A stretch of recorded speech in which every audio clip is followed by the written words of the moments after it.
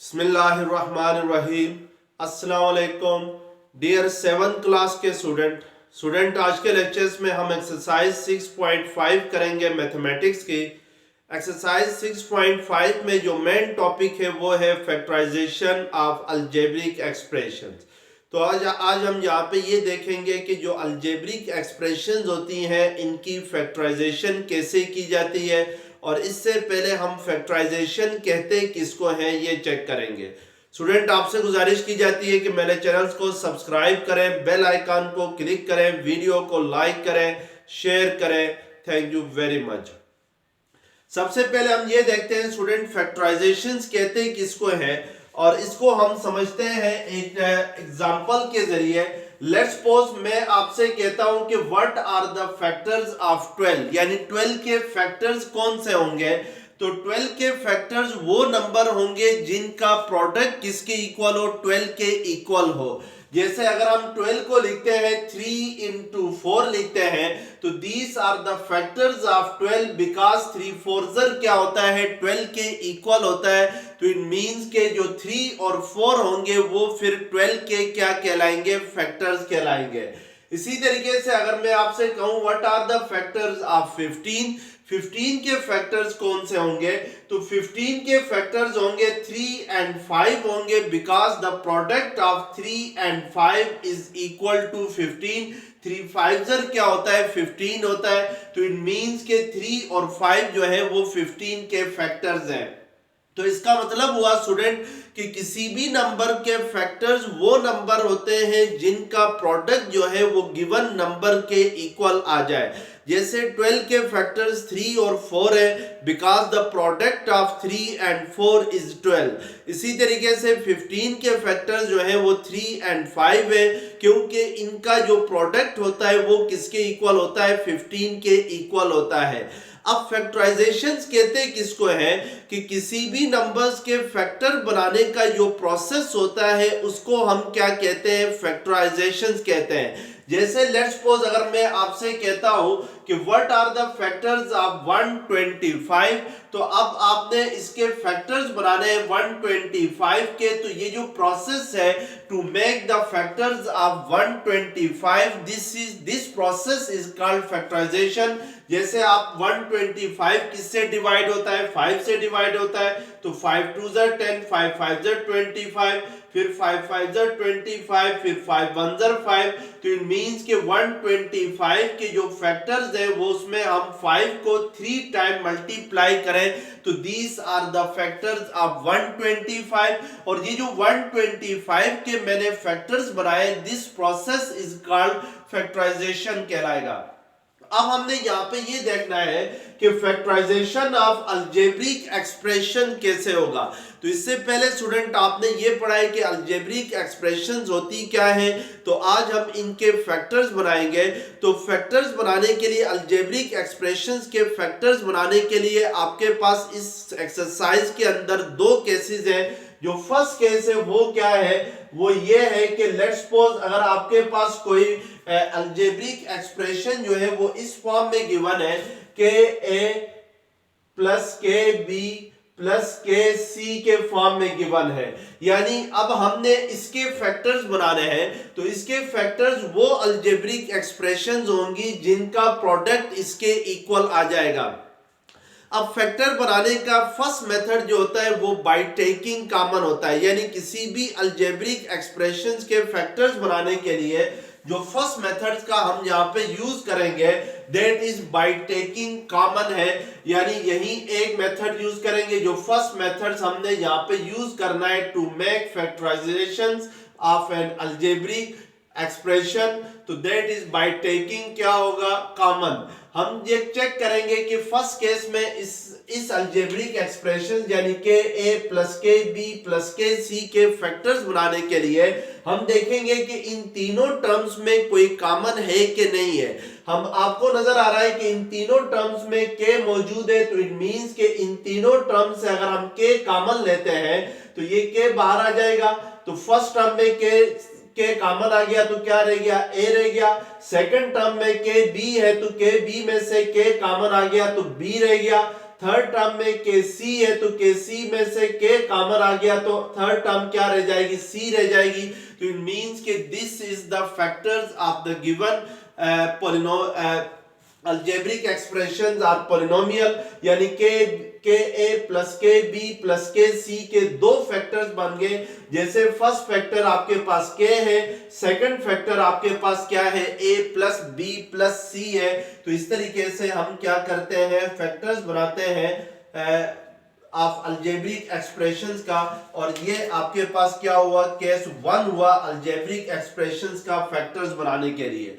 और जो केस 2 होगा स्टूडेंट वो इस टाइप का है। लेट्स सपोज कि आपके पास जो केस 2 है that is a C plus a d, a C plus a d plus B c plus b d है। अब हमने यहां पे भी बाय टेकिंग कॉमन ही इसके इस पॉलिनोमियल्स के फैक्टर्स बनाने हैं। तो बाय टेकिंग कॉमन इसके फैक्टर्स कैसे बनाएंगे, हम सबसे पहले ये चेक करेंगे कि क्या इसमें टोटल टर्म्स कितनी है, 4 टर्म्स है। क्या इन 4 टर्म्स में कोई एक अल्फाबेट कॉमन है कि नहीं है, ये चेक करेंगे। तो फर्स्ट टर्म में ए सी है, सेकंड टर्म में ए डी है, थर्ड टर्म में बी सी है और लास्ट टर्म में बी डी है। तो इट मींस कि कोई एक अल्फाबेट जो है वो चारों टर्म्स में कॉमन नहीं है। लेकिन फर्स्ट 2 टर्म में हमारे नजर आ रहा है कि हमें जो ए है वो कॉमन है। यानी फर्स्ट टर्म आपके पास क्या है, ए सी है, सेकंड टर्म आपके पास क्या है, ए डी है। तो पहले हम इस तरह की टाइप में पहले हम चेक करेंगे कि 4 टर्म में कोई कॉमन है कि नहीं है। तो इट मींस कि 4 टर्म में कोई अल्फाबेट कॉमन नहीं है। तो हम फिर चेक करेंगे कि क्या फर्स्ट 2 टर्म्स में कोई कॉमन है कि नहीं है। तो हमें नजर आ रहा है कि फर्स्ट 2 टर्म में ए कॉमन है, तो हम दोनों में ए कॉमन ले लेंगे। तो अगर फर्स्ट टर्म में से ए कॉमन ले ले तो सी रह जाता है, सेकंड टर्म में से ए कॉमन ले ले तो डी रह जाता है। इसी तरीके से हम ये चेक करेंगे कि लास्ट 2 टर्म्स में यानी बी सी और बी डी में क्या कॉमन है। तो बी सी और बी डी दोनों में बी मौजूद है। तो इन दोनों टर्म्स से अगर हम बी कॉमन ले ले तो थर्ड टर्म में अगर आप बी सी में से बी कॉमन ले ले तो सी रह जाएगा, और 4 टर्म में से आप बी डी में से बी कॉमन ले ले तो क्या रह जाएगा, डी रह जाएगा। इसी तरीके से अब हम चेक करेंगे कि हमारे पास 2 टर्म्स बन गई। फर्स्ट टर्म हमारे पास हो गई है a into c plus d हो गई है, सेकंड टर्म हो गई है b into c plus d हो गई है। अब हमने ये चेक करना है क्या इन 2 टर्म्स में कोई कॉमन है कि नहीं है। तो आपको नजर आ रहा है कि दोनों टर्म्स में c प्लस डी क्या है, कॉमन है। तो अब हम दोनों में से क्या लेंगे, c प्लस डी कॉमन ले लेंगे। अगर c प्लस डी इन दोनों टर्म में से कॉमन ले लें तो फर्स्ट टर्म में आपके पास क्या रह जाता है, a रह जाता है, सेकंड टर्म में आपके पास क्या रह जाता है, प्लस b रह जाता है। तो इट मींस के इस पॉलिनोमियल के 2 फैक्टर्स हो गए। एक फैक्टर हो गया c प्लस डी हो गया, सेकंड फैक्टर हो गया a प्लस b हो गया। ये दोनों फैक्टर्स इसलिए हैं क्योंकि इन दोनों को आपस में मल्टीप्लाई करेंगे तो अगेन यही पॉलिनोमियल आपके पास बनेगा, यानी जो गिवन पॉलिनोमियल है वही वापस आ जाएगा। तो इसलिए हम कहेंगे कि c plus d and a plus b are the factors of ac plus a d plus B c plus b d. तो ये 2 केसेस हम आज के इस यूनिट में पढ़ेंगे। अब आपके पास एक्सरसाइज है 6.5 और क्वेश्चन है फैक्टराइज, यानी नीचे दी गए अलजेब्रिक एक्सप्रेशंस के आपने फैक्टर्स बनाने हैं। और इसमें क्वेश्चन नंबर 1 है एक्स स्क्वायर प्लस एक्स है। अब स्टूडेंट हमने इन दोनों टर्म्स में से ये इनके फैक्टर्स बनाने के लिए इन दोनों टर्म्स में ये देखना है कि क्या कॉमन है इन दोनों टर्म्स के अंदर। तो फर्स्ट टर्म आपके पास इधर है एक्स स्क्वायर है, सेकंड टर्म एक्स है।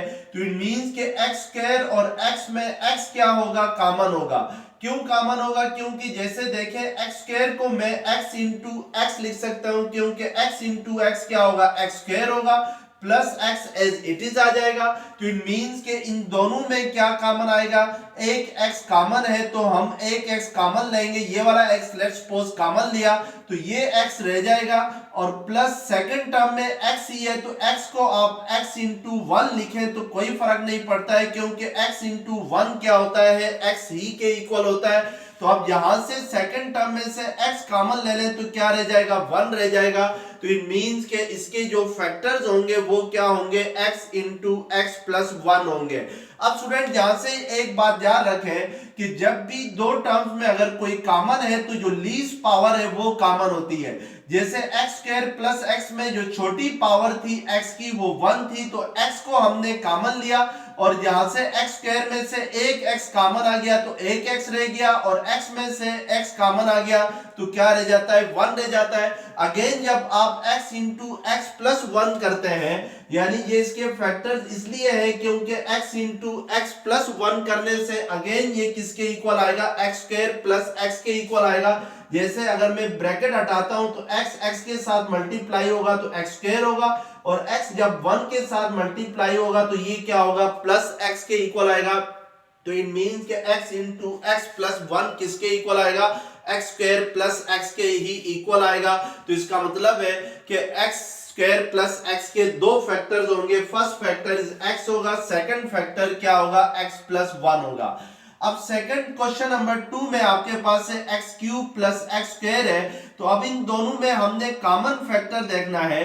तो अभी मैंने आप लोगों को बताया था कि जब भी दो टर्म्स में या 3 टर्म्स में कोई वेरिएबल कॉमन लेना हो तो हमने ये चेक करना होगा कि जो सेम वेरिएबल है उसकी छोटी पावर को यानी लीस्ट पावर को कॉमन लिया जाएगा।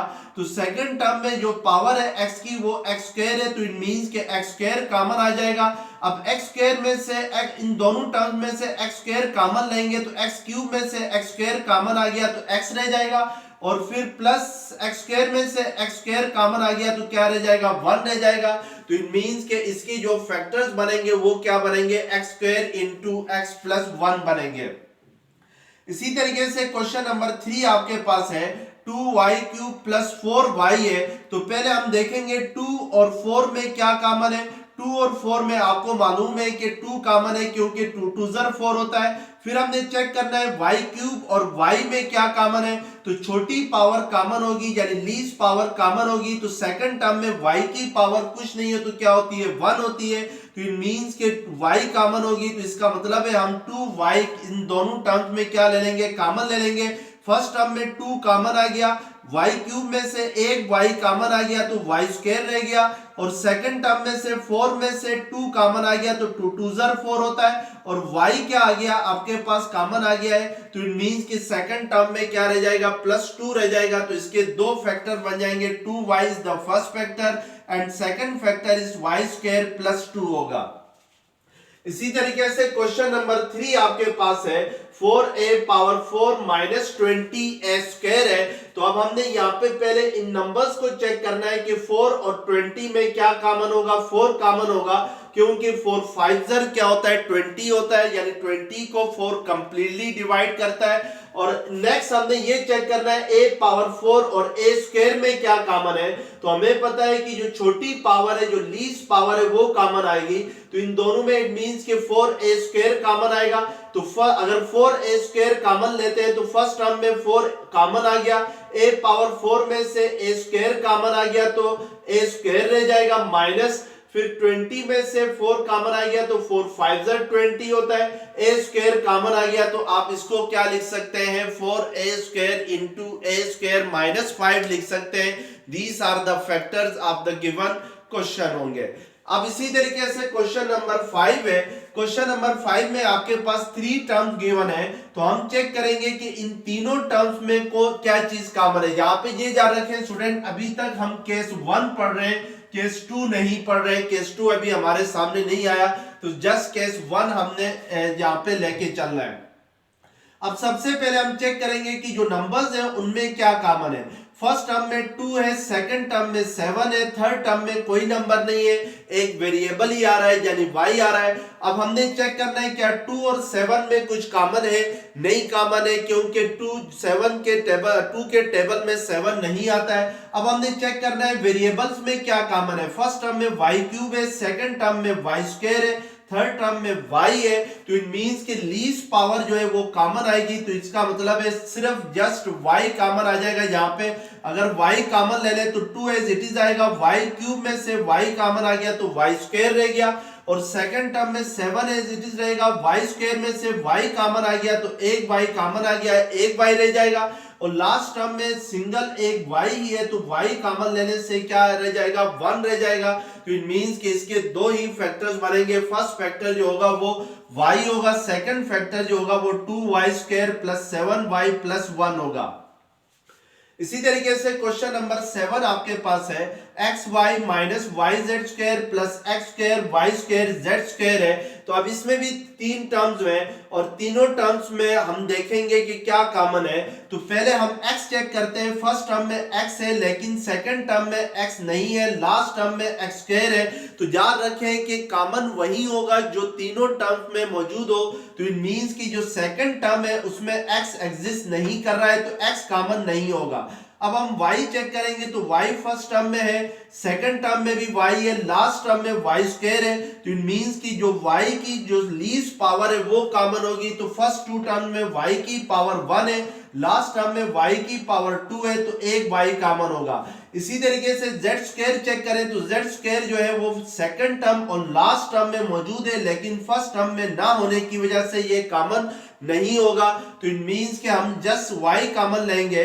तो फर्स्ट टर्म में से y कॉमन आ गया तो क्या रह जाएगा, x रह जाएगा आपके पास। और फिर माइनस सेकंड टर्म में से y कॉमन आ गया तो क्या रह गया, z² रह गया। और इसी तरीके से लास्ट टर्म में y² में से एक y कॉमन आ गया तो इट मींस कि x² रह जाएगा, y² में से एक y कॉमन आ गया तो एक y रह जाएगा और z² एज इट इज आ जाएगा। तो इसका मतलब है ये इसके क्या बन जाएंगे, फैक्टर्स बन जाएंगे। फर्स्ट फैक्टर जो होगा वो y होगा, सेकंड फैक्टर जो होगा वो x - z² + x² y z² आ जाएगा।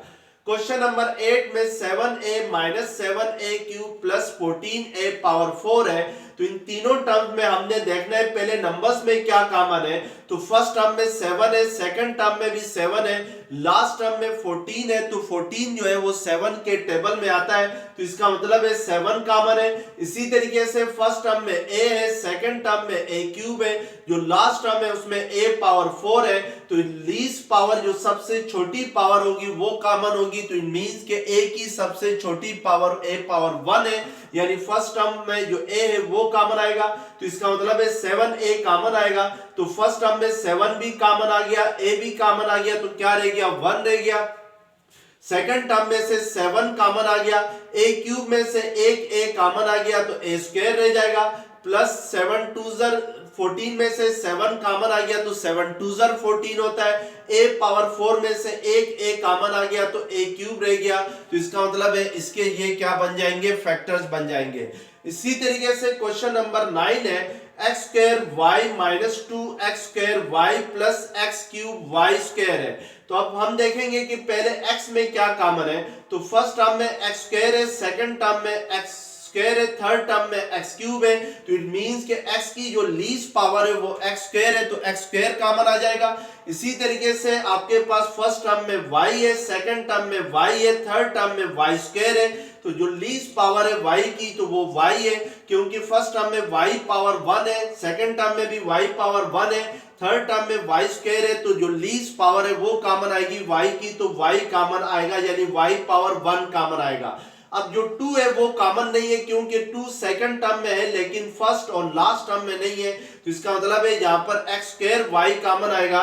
तो फर्स्ट टर्म में x² y कॉमन आ गया तो 1 रह गया, सेकंड टर्म में से 2 रहेगा और x² y कॉमन आ गया तो आपके पास 2 रह जाएगा, प्लस लास्ट टर्म में x³ में से x² कॉमन आ गया तो x रह गया, y² में से एक y कॉमन आ गया तो y रह जाएगा।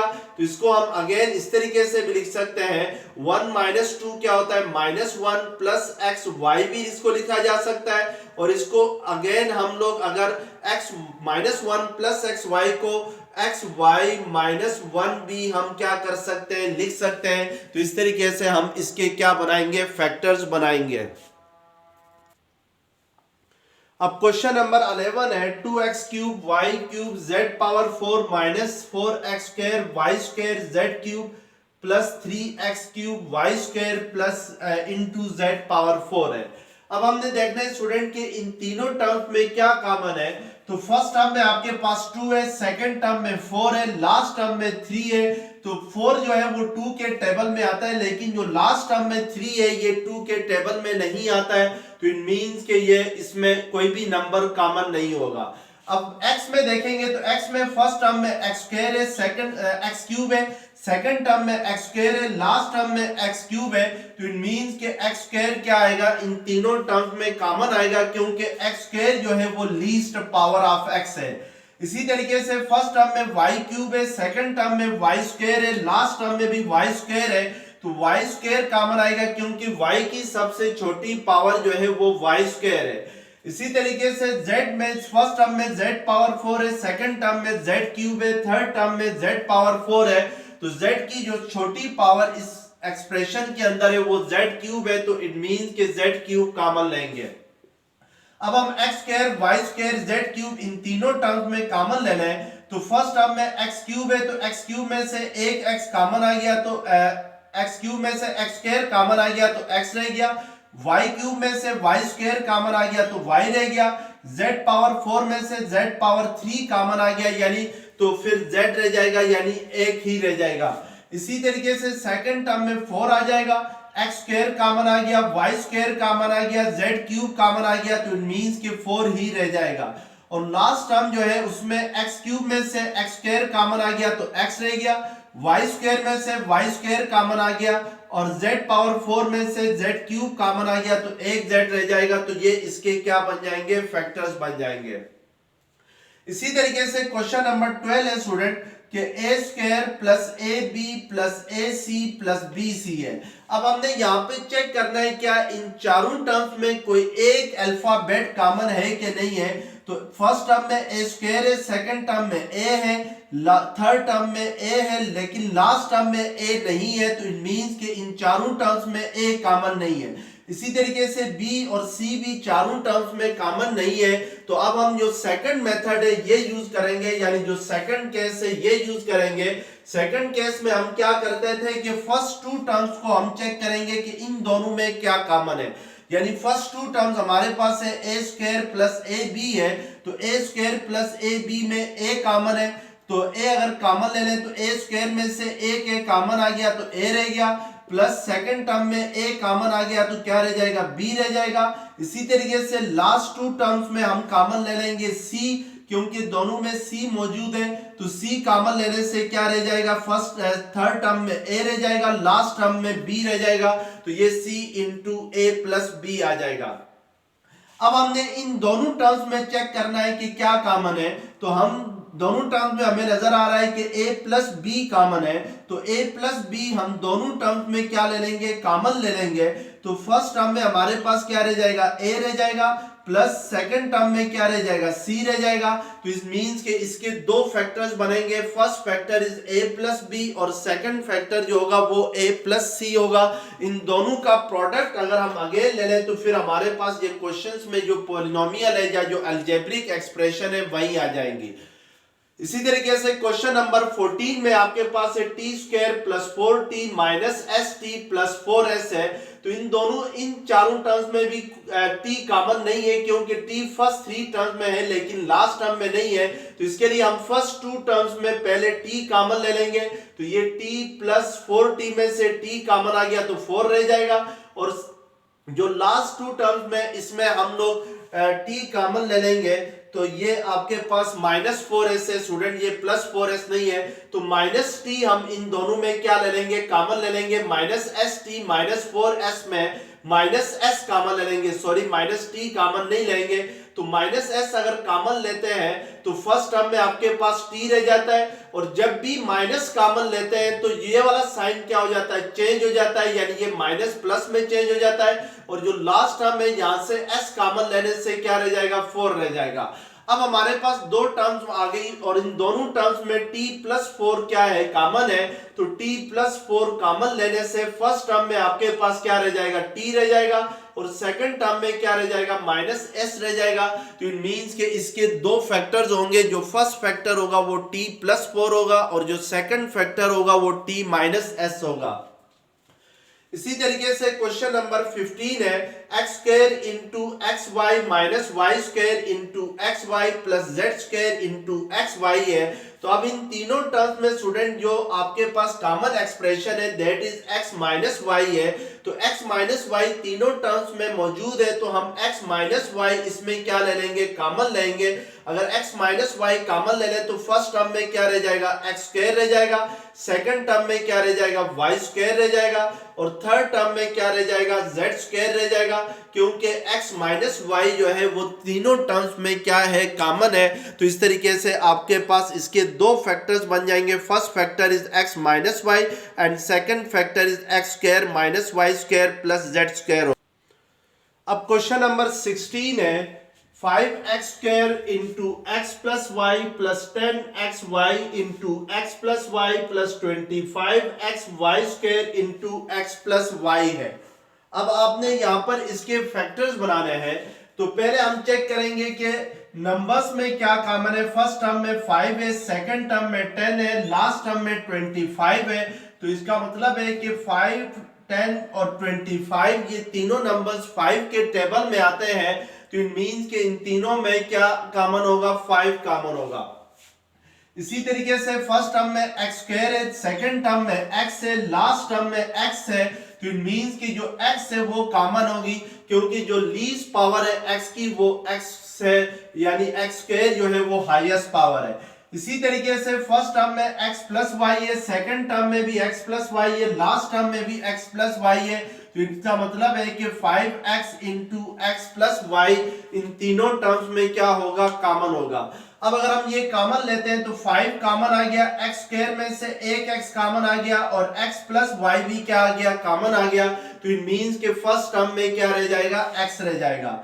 फिर सेकंड टर्म में प्लस करके 10 में से 5 कॉमन लिया जाए तो 5 2 10 होता है और x कॉमन आ गया है तो y रह जाएगा और x प्लस वाई भी क्या आ गया है, आपके पास कॉमन आ गया है। इसी तरीके से जो लास्ट टर्म है इसमें फर्स्ट नंबर 25 है तो 25 में से 5 कॉमन आ गया तो 5 5 25 होता है, x कॉमन आ गया है, वाई स्क्वायर रह जाएगा और x प्लस वाई भी क्या आ गया है, कॉमन आ गया है। तो इसका मतलब है कि ये इसके आपके पास फैक्टर्स बन जाएंगे। First factor is 5, second factor is x, third factor is x plus y and last factor is x plus 2y प्लस 5y स्क्वायर होगा। क्वेश्चन नंबर 17 है कि a design preparing to paint a wall found that its area is 3m into m plus 7 plus k into m plus 7. Find the length and width of a rectangle. यहाँ पे question में student कह रहा है कि एक designer जो है एक वॉल को पेंट करता है और इस वॉल का जो एरिया है, यानी ये जो एरिया है ये आपके पास 3m into m plus 7 plus k into m plus 7 है और आपसे कह रहा है कि इसकी लेंथ और विड्थ फाइंड करें। तो हमें पता है कि जो एरिया ऑफ रेक्टेंगल होता है वो किसके इक्वल होता है, लेंथ इंटू विड्थ के इक्वल होता है। तो इसका मतलब है कि हमारे पास जो एरिया है वो किसके इक्वल है, 3m into m plus 7 plus k into m plus 7 है। तो अब अगर हम इसके फैक्टर्स बना लें तो उस फैक्टर्स में से एक फैक्टर जो होगा वो लेंथ को रिप्रेजेंट करेगा और सेकंड फैक्टर जो होगा वो विड्थ को रिप्रेजेंट करेगा। तो इसके फैक्टर्स बनाने के लिए हम ये जो एरिया हमें गिवन है 3m into m plus 7 plus k into m plus 7, हम चेक करेंगे कि इन दोनों टर्म्स में क्या कॉमन है। तो आपको नजर आ रहा है कि दोनों टर्म्स में m प्लस 7 कॉमन है। तो m प्लस 7 कॉमन लेते हैं तो फर्स्ट टर्म में आपके पास 3m रह जाता है, सेकंड टर्म में क्या रह जाता है, k रह जाता है। तो इट मींस कि इसके दो फैक्टर्स बनते हैं। First factor is m plus 7, second factor is 3m plus k हो जाएगा। इन दोनों में से किसी एक को विड्थ कह दें और किसी दूसरी को लेंथ कह दें। लेट्स सपोज अगर हम यहाँ पे लेंथ कहें, किसको 3m प्लस k को लेंथ कहें, तो फिर जो विड्थ होगी वो क्या होगी, आपके पास m प्लस 7 होगी क्योंकि ये एरिया ऑफ अ रेक्टेंगल है। इसी तरीके से क्वेश्चन नंबर 18 है area of the rectangle is 24a square b minus 18ab square, find its length and width है।